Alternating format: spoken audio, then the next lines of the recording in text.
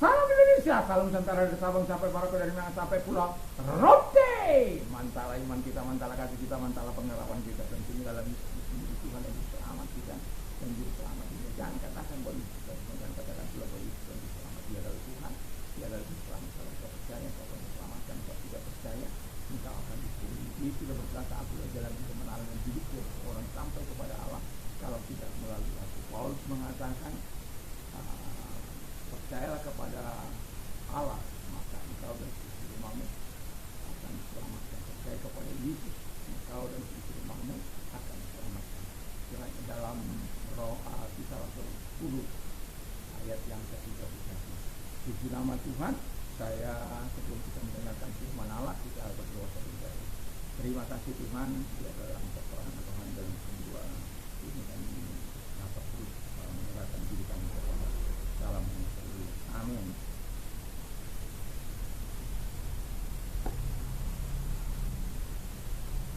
Saya akan membacakan Efesus 6 ayat yang ke Efesus 2 ayat yang ke-6 demikian bunyinya. Dan di dalam Kristus Yesus Ia telah membangkitkan kita juga dan memberikan tempat bersama-sama dengan Dia di surga. Haleluya. Dalam 2 Korintus 4 ayat 18, sebab kami tidak memperhatikan yang kelihatan melainkan yang tak kelihatan, karena yang kelihatan adalah sementara, sedang yang tak kelihatan adalah kekal. Haleluya. Dari ayat ini saya mengajukan pertanyaan yang mungkin bisa menjadi solusi dalam menyelesaikan pertempuran dan apa saja yang akan kita lakukan dalam hidup ini. Dalam pertanyaan saya, apakah yang harus kita lakukan dalam peperangan rohani? Kalimat peralihannya adalah yang harus kita lakukan dalam peperangan rohani menurut Efesus 2 ayat 6, 2 Korintus 4 ayat 18 adalah 1. Pusatkan hidup pada Yesus, bukan pada setan atau lawan kita. Jadi kalau kita ingin mengalami kemenangan dalam peperangan rohani, kita tidak bisa fokus pada sejarah, kita tidak bisa fokus pada diri, tapi pada Tuhan yang mampu menolong kita, yang mampu memberikan hikmat kepada kita, yang mampu memberikan segala sesuatu yang baik. Kenapa? Kita bersama-sama dengan Dia. Nah, kalau kita bersama-sama dengan Dia, setan tidak dapat menjamah kita.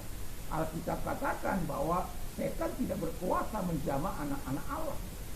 Dan itu sebabnya pentingnya kita terus berada bersama-sama dengan Allah, bersama-sama dengan Yesus, bersama-sama dengan Roh Kudus dalam kehidupan ini. Dan itu harus kita lakukan supaya kita bisa berpusat terus-menerus kepada Tuhan. Kadang-kadang orang berpusat pada bisnis, berpusat pada kekayaan, berpusat pada keluarga, berpusat pada apa yang ada padanya, berpusat pada kehebatannya, bukan lagi berpusat kepada Tuhan. Sebagai orang percaya, saya mau katakan kepada kita harus berpusat kepada Kristus, apalagi dalam peperangan rohani ini. Engkau tidak punya kekuatan, saya tidak punya kekuatan. Si iblis telah mempunyai pengalaman di sorga sana, jauh sebelum dunia ada. Jadi dia telah berpengalaman menghancurkan keluarga-keluarga, dia telah berpengalaman membuat orang menjadi pembunuh, dia telah berpengalaman membuat orang menjadi serakah, dia telah berpengalaman membuat orang menjadi iri hati dan benci dan lain sebagainya. Itulah pentingnya kita fokus kepada Tuhan supaya kita tahu cara untuk melawan si setan ini yang selalu mengganggu, selalu hadir di saat-saat yang kadang-kala tidak bersiap-siap. Dan itu sebabnya saya mengatakan kita penting terus bersatu dengan Tuhan di dalam doa, dalam puasa kita, di dalam apapun yang bisa kita lakukan untuk menangkan. Yang kedua dikatakan, yang harus kita lakukan dalam peperangan rohani menurut Efesus 2 ya. Yang kedua, Kristus memiliki semua otoritas dan kuasa. Ingat, Kristus memiliki otoritas dan kuasa. Kuasa itu mengalir dalam hidup kita. Wewenang itu ketika kita perintahkan, setan akan keluar. Sama seperti polisi lalu lintas. Sebagaimanapun kencangnya mobil itu, ketika dia telah mengatakan stop, maka dia akan berpikir, akan berusaha, akan berhenti, karena ada wewenang yang menyertai dia, kuasa yang menyertai dia, yang diberikan oleh negara ini kepada dia melalui baju yang dianugerahkan kepada dia. Nah, demikian juga kita mempunyai wewenang dalam, kita bisa masuk 16 bagaimana kita diberikan orang-orang percaya untuk setan-setan dalam nama Yesus yang mau berbahasa-bahasa baru, menumpangkan tangan atas orang sakit, orang sakit itu sembuh. Itu sebabnya saya percaya kepada Yesus satu barat dalam itu saya selalu mengandalkan dia. Bukan berarti saya tidak pernah sakit, pernah 5 minggu saya pernah sakit, 2 minggu. Tetapi saya bukan mau mengatakan bahwa saya bukan tidak percaya kepada dokter, tidak. Tapi saya menggunakan iman saya karena saya percaya bahwa Tuhan itu jauh lebih berkuasa dari segala tangan-tangan dokter. Karena saya sudah melihat tangan-tangan dokter, ada dia tidak sanggup mendiagnosis sakit penyakit yang diderita orang. Dia tidak tahu sakit penyakitnya apa. Tapi saya tahu sebagai orang yang percaya kepada Tuhan, kenapa dia sakit. Itu bedanya. Ya, satu contoh, ada orang hidup dalam dosa dan kejahatan, lalu Tuhan berikan sakit, dan Tuhan dokter ponis dia mati. Lalu kemudian saya katakan, kamu mau siap mati apa belum? Belum, Pak. Kalau belum siap, sudah bertaubat kamu, serahkan diri sama Tuhan. Tuhan akan menyembuhkan sakit penyakit. Betul sekali, bertaubat, Tuhan sembuhkan dia. Gak ada yang bisa menyembuhkan dia. Dia harus mengeluarkan 5 juta setiap minggu untuk menyedot air yang ada dalam perut. Dan yang mau saya katakan kepada kita adalah bahwa kita memiliki otoritas, kuasa yang diberikan untuk menghancurkan kekuatan musuh, baik melalui sakit penyakit, baik melalui guna-guna. Seperti pernah saya katakan, orang yang diguna-gunai keluar ular segar dari kepala ini. Bagaimana Anda bisa bayangkan jeritan orang tersebut. Tapi kita diberikan kuasa untuk menyembuhkan mereka. Karena apa? Tuhan bersama dengan. Yang ketiga kata firman Allah, ingat, roh yang ada padamu lebih besar. Ya, roh yang ada pada kita lebih besar daripada roh-roh yang ada dalam dunia. Itu sebabnya kita sebagai orang percaya nggak perlu takut dengan roh-roh yang ada dalam dunia.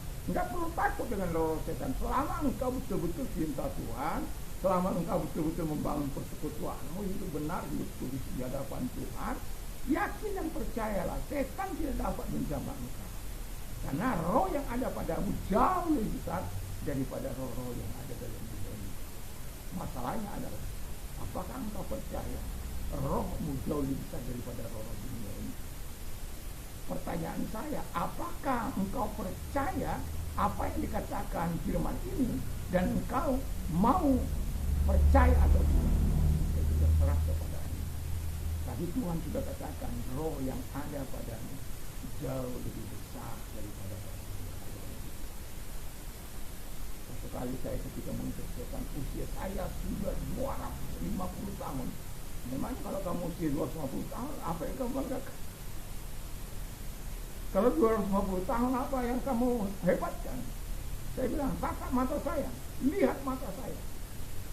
Lalu dia jonggol, dia kok apa itu?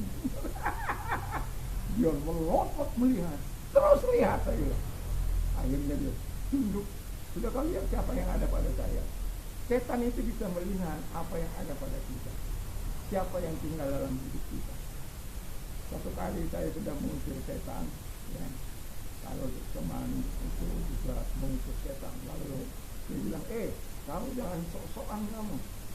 Kau kan teman saya di sana sini. Lupa dia tunjukkan semua apa yang dilakukan. Langsung dia pulang. Enggak, 2-3 kali dia langsung pulang.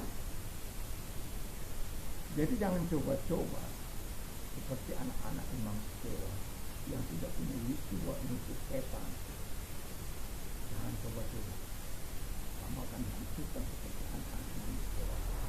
Tapi kalau roh yang ada pada betul-betul itu dari Tuhan, di mana Tuhan tinggal dalam hidupmu, roh Kudus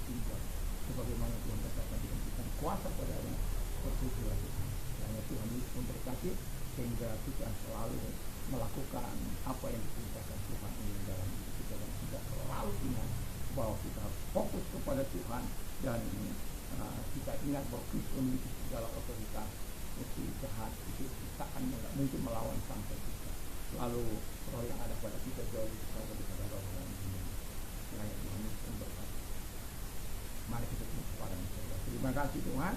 Dalam peperangan rohani yang kedua ini, kami percaya Tuhan selalu ada di pihak kami, selalu memberikan kemenangan dan mengerjakan sesuai dengan firman-Mu, dan bersyukur Engkau dalam nama Yesus Kristus. Segala pekerjaan kerjakan hancurkan. Terima kasih Tuhan. Dan kalau engkau sakit, apapun sakit penyakitmu, angkat tanganmu, arahkan kepada Yesus. Dalam nama Tuhan Yesus, segala sakit penyakit yang mereka derita keluar, dan oleh bilu itu engkau semua oleh kuasanya engkau sembuh. Dan terima kasih Tuhan. Kau telah menjamah di mana pun mereka menyambutkan tangan. Terima kasih ya, kalau mengalami masalah juga Tuhan menolong mereka menyelesaikan segala pergumulan hidupnya. Dipujilah engkau, dimuliakan engkau, terpujilah engkau, dan bersyukur dalam nama Yesus. Haleluya. Amin. Selamat sore, selamat berkat kasih Tuhan yang keberkatan. Jangan lupa tetap fokus kepada Tuhan Yesus memberkati. Mantap, mantap, mantap.